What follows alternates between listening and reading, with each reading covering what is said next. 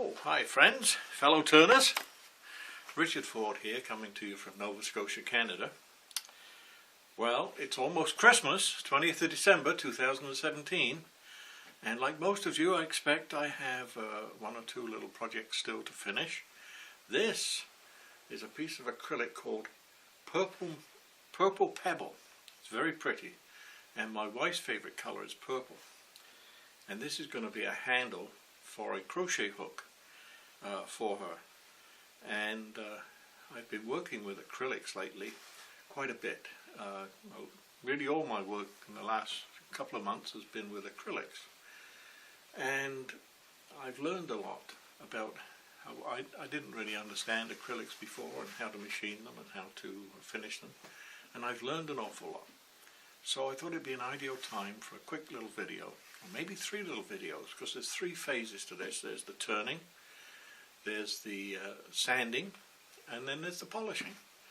So I'll get the camera set up now, and we'll start on the turning for this little handle. See you in a minute. Safety. It's a big thing in the workshop. If you don't feel safe doing something, or you just don't feel comfortable, don't do it. You're the only person who can keep you safe. And if you don't do it, no one else can. Okay, I've got the camera set up above the lathe. Now, I glued this tube in the other day, and you just saw me milling the end till we got down to the brass tube with a pen mill. I didn't drill all the way through. I drilled that deep. So I've marked it here. As long as I don't come any closer than that mark, it's going to be fine. So I could make a handle that short if I wanted. But as usual, I've made a little preacher here with the shape of the handle that I would like to make. And you can see that comes all the way down to here. So that's the shape I'm going to make. And to mount this, I have my collet chuck mounted, and I have a little mandrel that just fits in that hole. There, it comes up against the shoulder, and that will go in the collet chuck, like so. Do the collet up. Yeah, do the collet up. And key.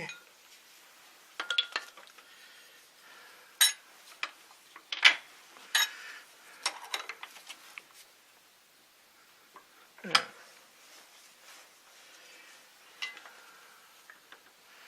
So now my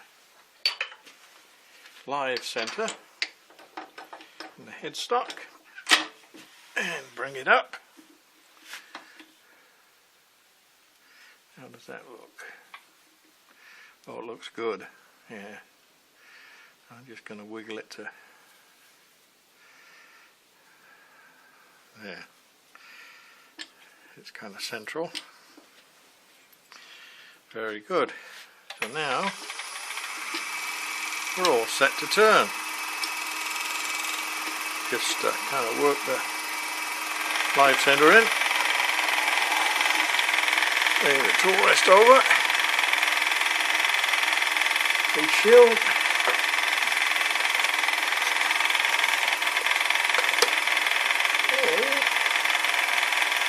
Good old roughing gouge. We'll take it down to round first. And maybe a little more speed.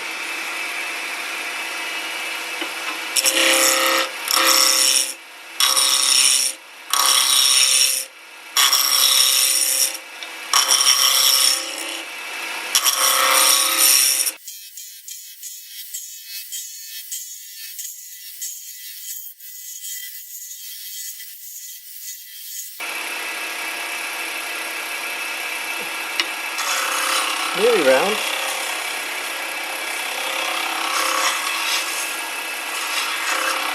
Good enough.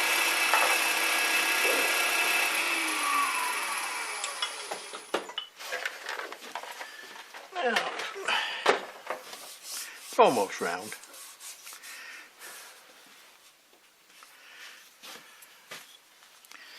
Now I have here a little scraping tool that I've ground narrow and round on the end, and I have some calipers which are just a little bit smaller than this here. So if I cut a little groove with this, the caliper will go in it, and it's round on the bottom and the caliper is round, so that the problem with using a parting tool is you get square shoulders, and if you're in the bottom of a cove and you go down with the parting tool till the calipers drop on, you have the square corners which are lower than the curve of the cove. So because this cuts out less material too, it's easier to handle. So all I have to do, first thing I need to do, is mark the important positions. Now you can see I've got little lines here on the peaks of those little beads, and I'll just mark those to know where they are.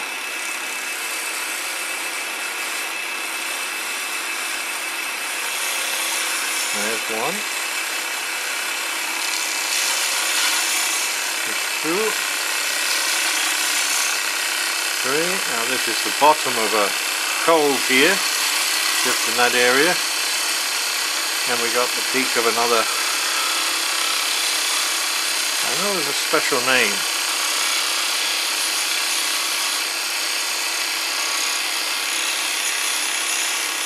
There. And the end is going to be just about there. So now I've got my distances. This here, you've probably seen them before. Now, I like to draw things in draft site, and then I print this out full scale, 1:1 ratio, and I can use it as a preacher, as a story stick, whichever you like to call it, for laying out, whoops, for laying out the depth, the distances, and then I can use it with the calipers to set the calipers to the diameters that I want. So we'll go for this one first of all.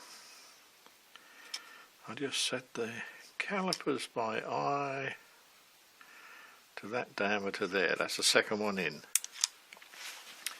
Now, take that same tool.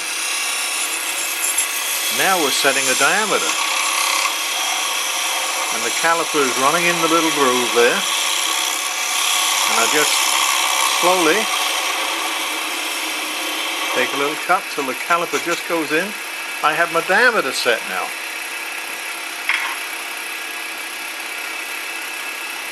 Now I'll set the next one smaller. So one each side of there.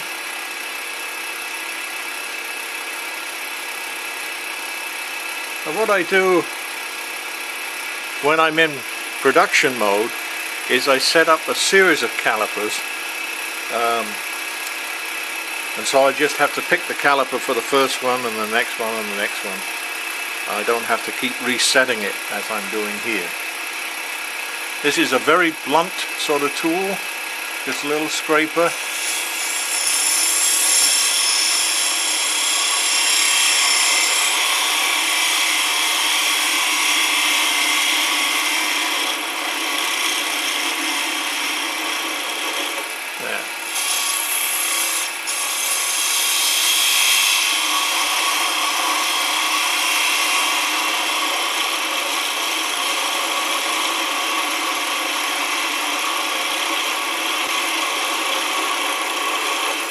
Okay, so that's the first three.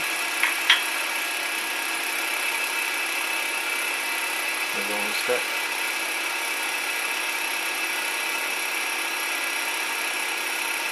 This one, that's this one here.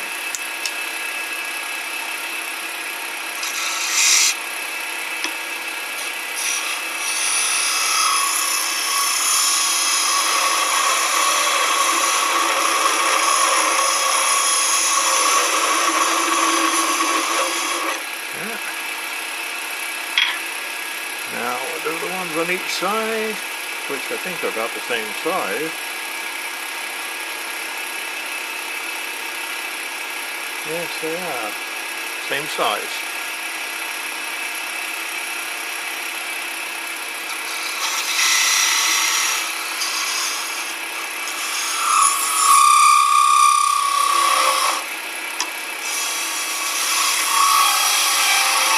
Yeah.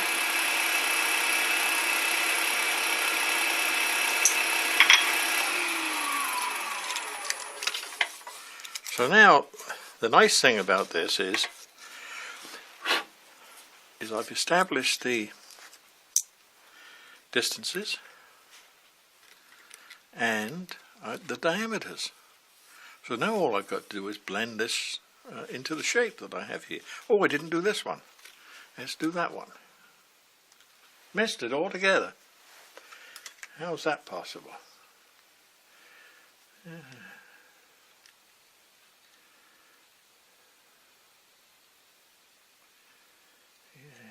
There.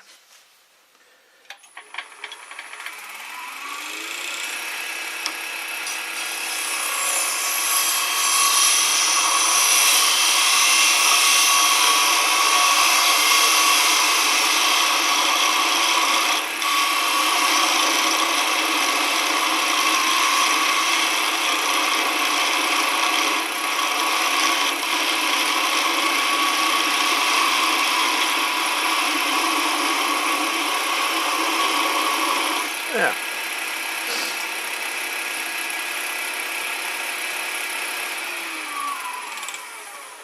And now we got them all done. Okay.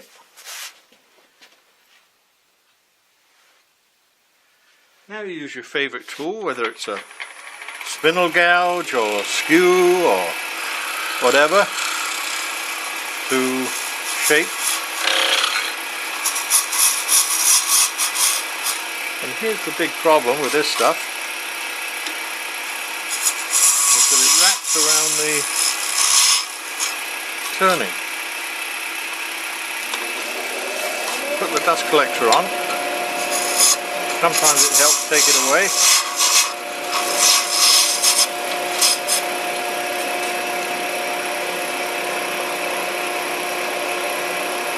I'm going to switch to the skew for doing this. And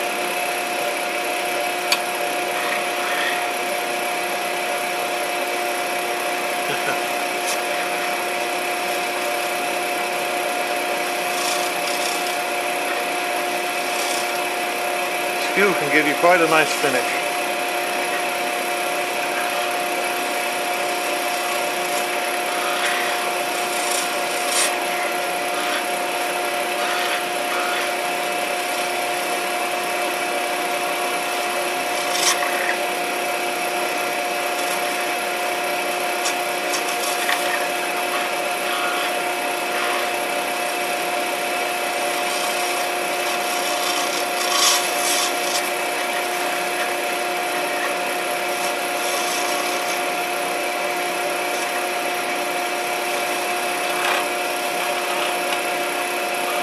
So when you're turning something that's like a pen or something that's relatively cylindrical, like a barrel, a skew is a very good tool.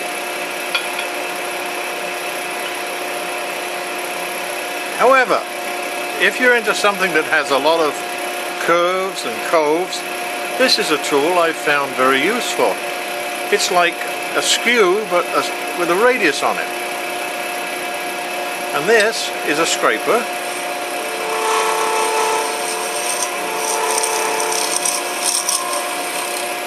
I'm not using it as a skew at this point, I'm using it more as a scraper.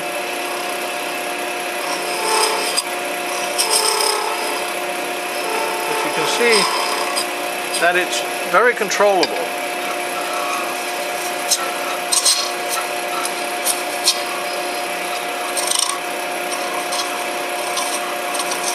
It as a scraper,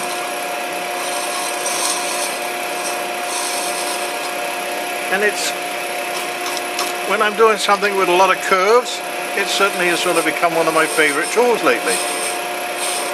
you can see that it's just a skew with a nice little round, so it's like a negative rake tool.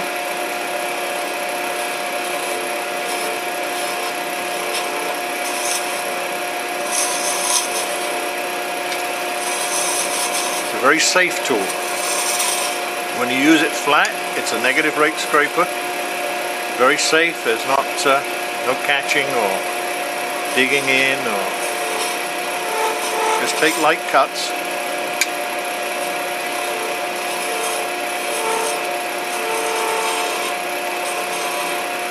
And the round nose lets you put a nice little cove in somewhere.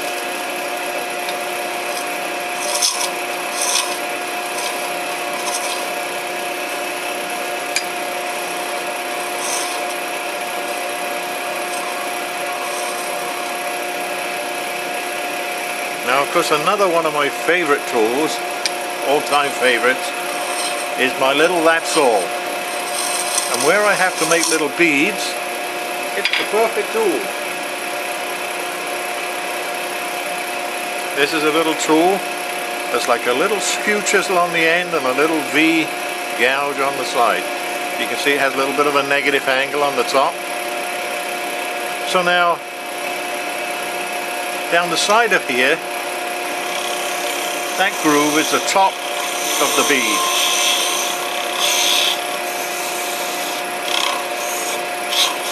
So when we're in small places like this, it's ideal. I can just get in there and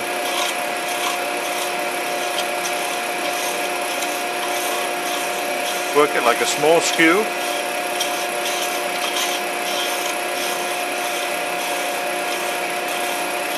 Just like this. Now I'm getting down to, I need a little more light. I wonder what it was. There, it's not in the way, is it? No, we'll just keep it out the way of the camera if we can. Yeah. Yeah, that helps.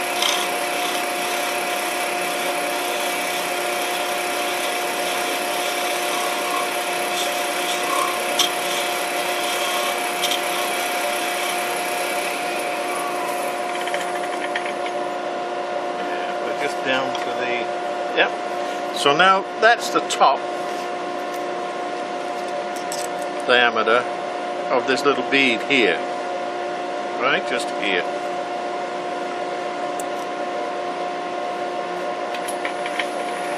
So now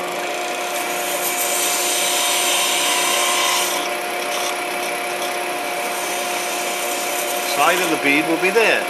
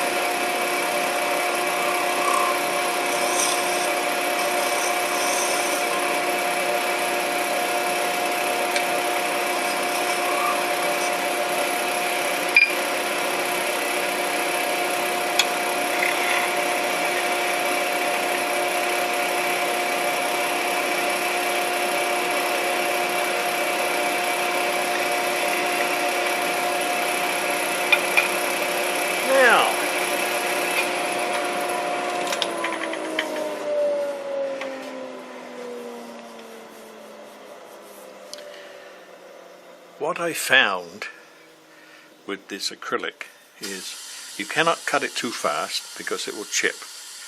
You have to take your time, and then when it comes to blending the shape, I've made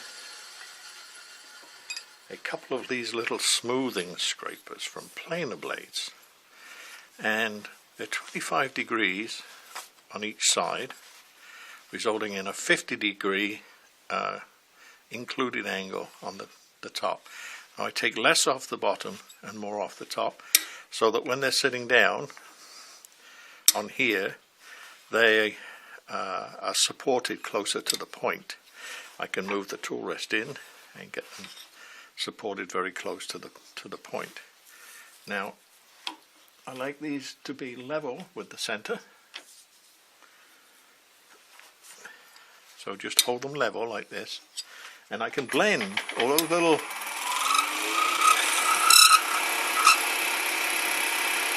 just on about 2000. That's maybe a touch slow, but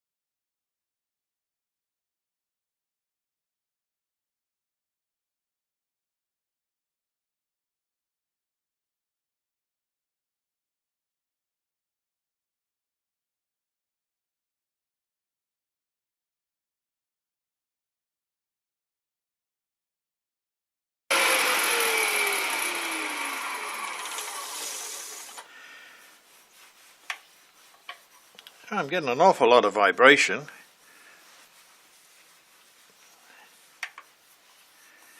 Now, I call these a smoothing scraper because really all I'm using them for is just to blend and smooth that profile. The shaping, I tend to do more with this scraper, and I have to go a little bit lower here because that is the top there of the little bead here. This little bead there, the top of that.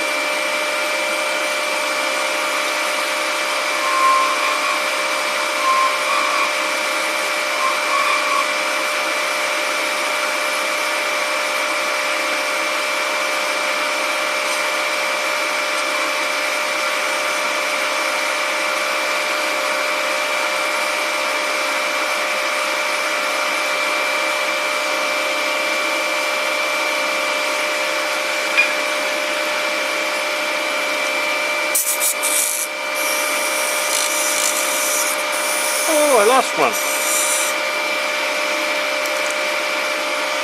Okay. I guess I had taken it down far enough. So now,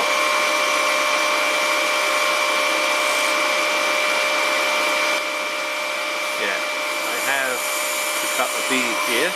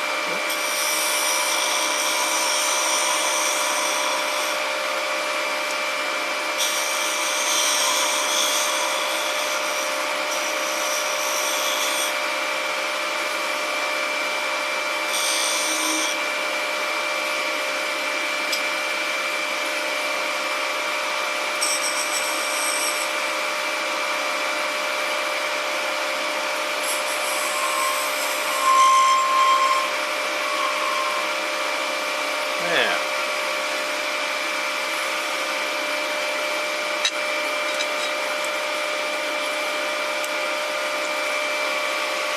So now we have a bigger one in the middle. This one here is the outside down bit of it, and yeah, about there. I'll stay on either side of it. Yeah, about there.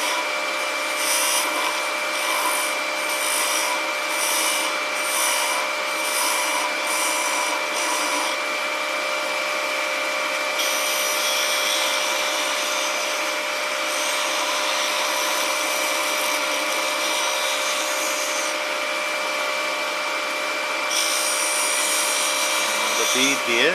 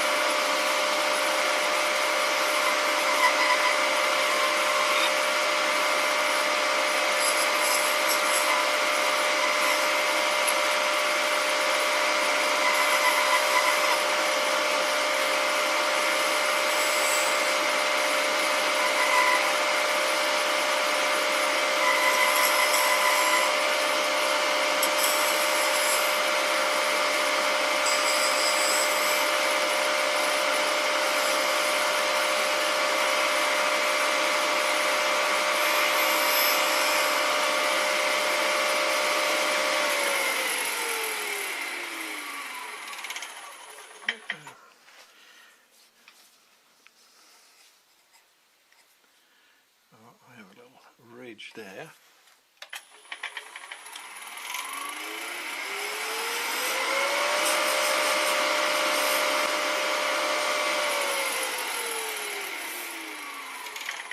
And I'm not quite down to diameter here.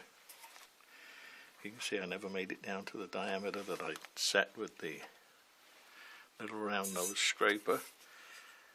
You've seen me switching backwards and forwards with these, and you notice that on the end of one it is a point, and on the end of the other it's a radius. So when I'm into a radius here, I find this one, but of course it won't get down into the point there. And when you have some very narrow points too, I do have one here somewhere that's a very narrow point for getting down in there. For these little beads, to clean out the bottom of the V,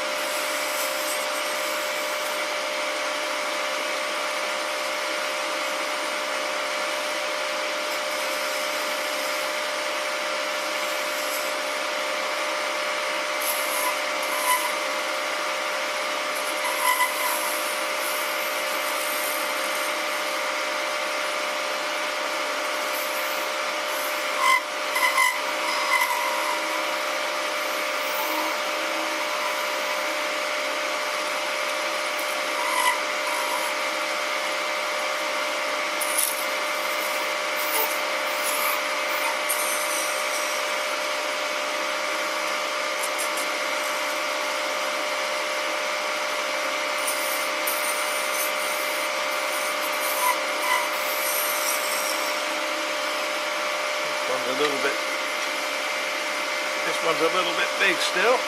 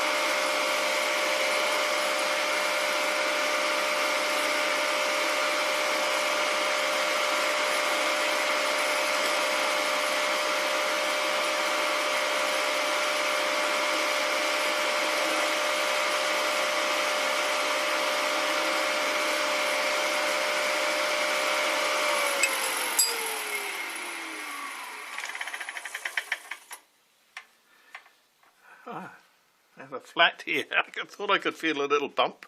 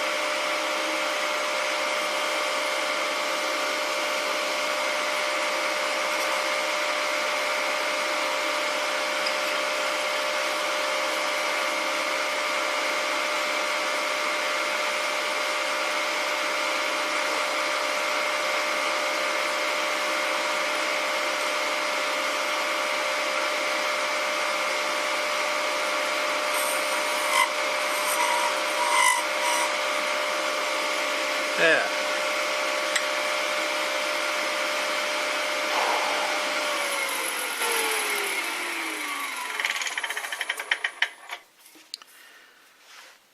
Well, I think we finished the turning. Not a bad finish. And it's a little intricate thing here. I don't know how I would have done it without the finishing scrapers.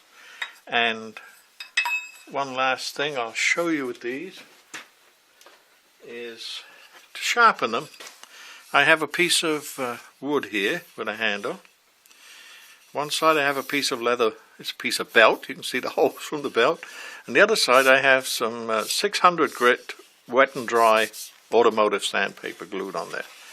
And all I do is I'm lining up the bevel here, and I run over the edge with this. And we'll line up the other bevel there, and I run over the edge with that. Do the same on the bottom. I'm roughly 25 degrees.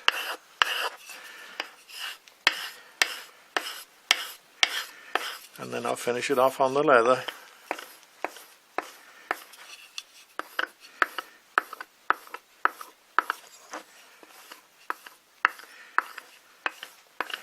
Yeah, and that's all there is to it.